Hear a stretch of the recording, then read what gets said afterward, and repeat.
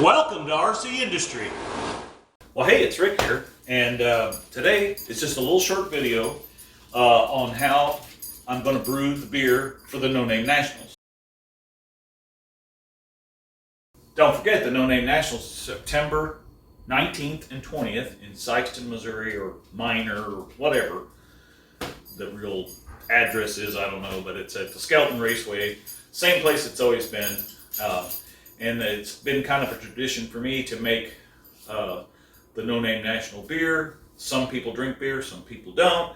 That's fine. If you want some, comment down below or get a hold of me. Most of you down in the No Name National family know how to get a hold of me, so get a hold of me and I'll be sure and save you some. Okay, so what we got here is just a pure malt extract for a Pilsner beer, which is going to be kind of like a Miller Lite or a Bud Light or something like that. We won't call it Bud Light, but then I'm going to put just about a quarter teaspoon or maybe a half a teaspoon of ginger in it. We're going to put a quarter teaspoon of gypsum in it. And this is the yeast we're going to use, and I'll show you how we're going to do that in a minute. And this is a hop. This is a Cascade hop, which is a mild hop. You can use this clear up to 6.1. This beer is only going to be about 4%, maybe 3.5%, 4%. So just a little bit above the old, what we called 3-2 beer that you always got in Oklahoma. So anyway, let me show you how to get my yeast starter going. Okay, so I already got me some warm tap water. About 80 degrees is what I usually try to strive for. You know, I didn't check it with the thermometer. I just stuck my elbow under it, you know, kind of like we used to do the baby's bottles. And yes, I'm old, but I do remember doing that. Okay, so this is a premium, whatever that word is, but this is a hybrid yeast for a lager beer, and we're not going to be logging this or lagering it, but this will work really well for this extract we got over there. So we're going to dump that in, and we're going to stir this up a little bit,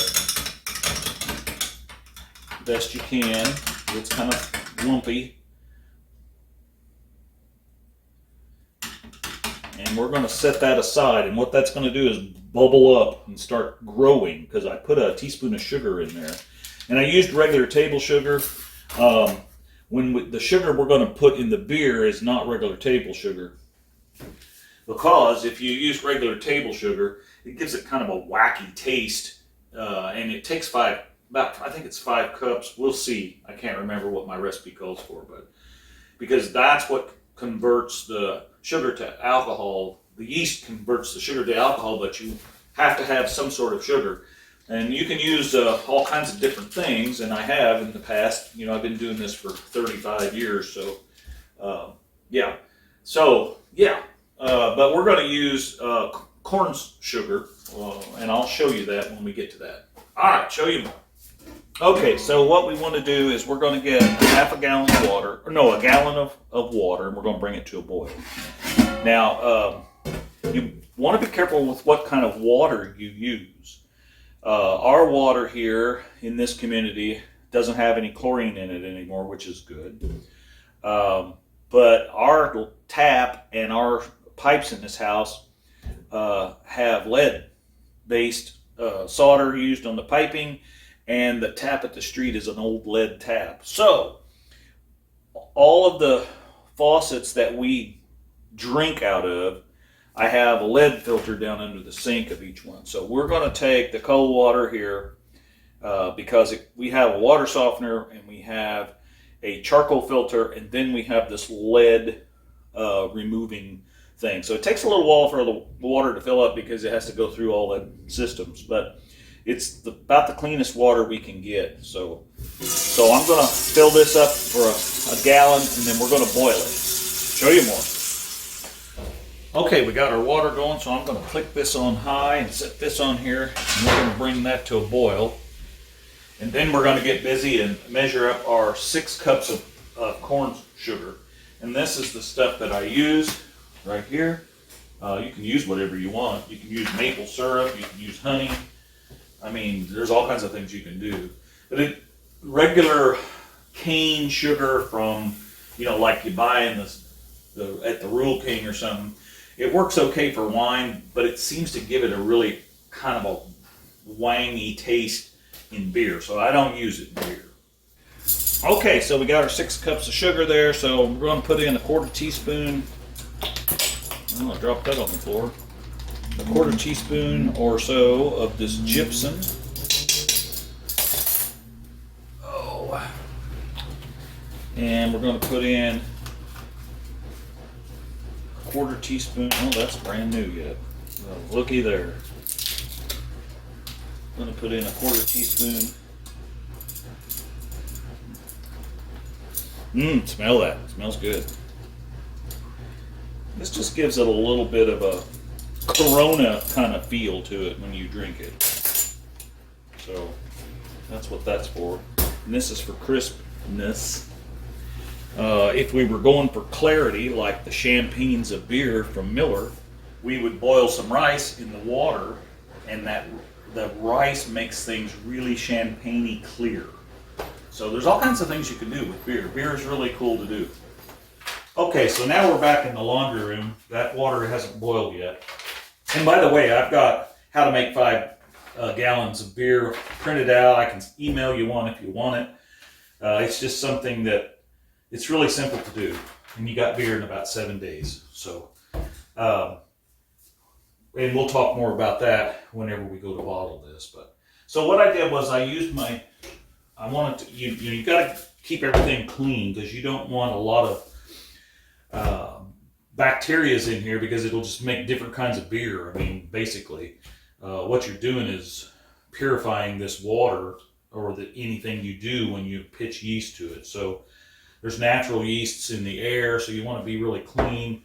Whenever we brew outside, I try to do it early spring before all the pollen is out because you can really change the way your beer tastes. So I took a teaspoon of One Step, threw it in here with a gallon of water, and we just got a rag in here, so we're going to make sure that everything is wiped down like that. I already did it all actually, so I'm just kind of showing you. And I've got my stuff set here. So now I'm going to just take this out. And by the way, I cleaned all this countertop up with the rag too. So whatever you're touching, you kind of want clean. And you can be too clean, I guess, but you want it clean, that's for sure. So we're going to put all this back out into the sink. Just kind of turning it as we do it so that we for sure clean that whole bucket on the inside. And then we're going to set that up here on the counter. Now once the water boils, we're going to dump that in here. I'll show you more. Okay, so I had these soaking in the sink in hot water. We're still waiting on the water to boil. So this is how fast this goes. I mean, you don't take a lot of time. So the reason we stuck these in water, I'm going to peel this off while I'm talking, but the reason we stuck these in water like that is to make this syrup really thinner and more manageable to get it out of this container. And you want to save all of this stuff because this is what gives your beer the flavor. This has got all of your wheat and barley and oats and just whatever. So I'm going to go ahead and peel this one off too. Maybe. It's not doing so great, but hey, it is what it is. Okay, so we're going to take our spatula, or I guess that's what you call this. I don't know. See, it pours pretty easy. If you don't heat that up, though, that stuff is so thick, you can't hardly get it out of here. And, I'm not talking about boiling them or anything. These containers here are made out of plastic. But you just want to try to get all of this out of here that you can. The best you can. Because, like I said, that's where all your flavor's at. And this really smells good at this point. Now, I'll guarantee you, in about 2 days, this laundry room is going to really stink.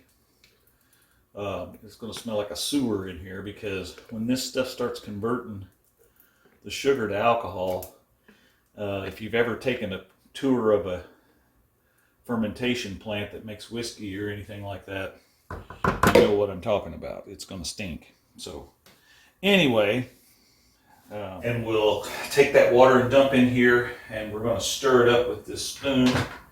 And as we're doing that, we're going to dump in our sugar and all our other little goodies. So, all right, show you more. Well, hey, sorry for the interruption in today's video, but I wanted to take this short opportunity to let you know about Shop RCindustry. Yes, you can go to Shop RCindustry and you can get you this trucker's hat. Order online today. We also have shirts, white, gray, and black. And wintertime is coming, so get you a hoodie. We appreciate any purchase you make on Shop RCindustry. You can go to the About section in your phone, scroll down to the very bottom and click on that tab and it'll take you right there. All the proceeds are going back into the builds here at RCindustry. Here at RCindustry, we're making it just like brand used, baby. And now, back to your regularly scheduled video. Okay, here's 1 gallon of boiling water. Just gonna pour that right into our fermenter.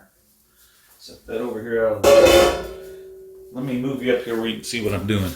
But we got to stir this because right now all this syrup is at the bottom. See how it's thick like that? And we got to get all that dissolved. And that boiling water in there on that is kind of why you're doing that. Now, if you're actually using whole grains and things like that where you've ground them, and I know I've done some videos like this in the past where I've explained all that kind of stuff and shown how to do the whole grain method. But this is just an easy way for a beginner. If you think you might want to try to learn how to brew beer, this is an easy way to do it. It's pretty inexpensive. I mean, it costs more than just going and buying, you know, a 12-pack of Bud Light or something. But you're going to get about 48 or so 12-ounce bottles out of this. Which, you know, if you figure that up per case, I mean, I don't know. I think I got $18 in the syrup. A whole bag of that sugar is $7. The hops that we bought is probably $3 or $4, and the yeast is $3 or $4. So, you know, you can add all that up. And depending on what you're doing, I mean, some beers can really cost a lot of money because if you start putting a lot of, you know, cool things in them. But anyway. All right, so now that's pretty, I'm not really getting a lot on the ends of the spoon now. So that means, that's telling me that that's pretty mixed up. So we're going to keep stirring this, but we're going to put our sugar and our gypsum and our ginger in there. And we're just going to stir that around. Now I'm going to start running my water here in this sink here, just to make sure that we don't have any residue from the hot side, because this is the laundry sink, and I want to make sure it's just straight cold water that's went through all of the filters and the lead filter and all that. So it looks like that's stirring up pretty good. All right, so we're going to put it down here in this sink and fill it up.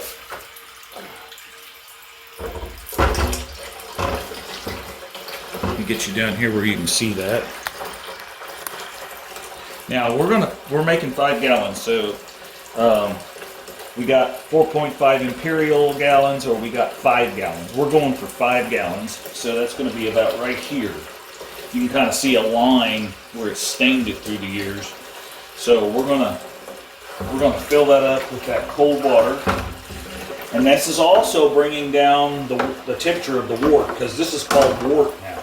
We haven't pitched the yeast yet, but this is the wort, so we're cooling it down, because if you pitch your yeast in there too soon, it will kill the yeast. All right, so let me get this filled up and I'll show you more. Okay, while this is filling, it's about up to where we want it. I got out my hydrometer here and my little tube that I'll use to get some of this wort in it, and we're going to check the specific gravity. This is much like you would check the specific gravity in a battery. Back in the day, you know, when batteries, you added water and you added whatever that acid is called in it, and you know, to get 1.75, so that each battery, when you or each cell of the battery added together would equal, you know, about 13.5 volts or whatever the math is. This is basically the same thing. You're checking the conductivity, or the, not conductivity, but the hydrometer is checking the amount of alcohol potential that is in this wort. So, you know, I guessed it would be about 4, so 3.5 to 4. So we're going to see here in just a minute. Okay, that is up to our 5 gallons. So we're going to stir this in, and we're going to put this down in our tube. This has a check valve in it, so we're going to stick that down in there and fill it up. And we're going to pull it up out of there. Now, if you look on here, there's our 5% mark. So this is actually, and we're going to take it down to 0. So this has actually got the potential. And if you look at the 0 here, you've got to deduct a little. So it's going to be more about 5%. Okay, so it's going to be a little hotter or a little stronger than I thought. If you wanted less strength in it, you could certainly put less sugar. The less sugar you put in it, the less alcohol. So, when I was counting that out a while ago, you know, I might have put more than 6 cups in there. I don't remember. So, okay, so you can see that this is, this is foaming clear over the glass. So we're going to take this and we're going to pour this in here. We want all of this stuff out of here. So I'm just going to dip it down in there and get all of that out of it. Because that's, and yeah, I mean, I know my hands are in there. This is, trust me, it's going to kill anything that's there. And my hands are clean because I've been washing them with the one step. So, and this counter, everything has been washed with the one step. So we're going to stir this up, just like so.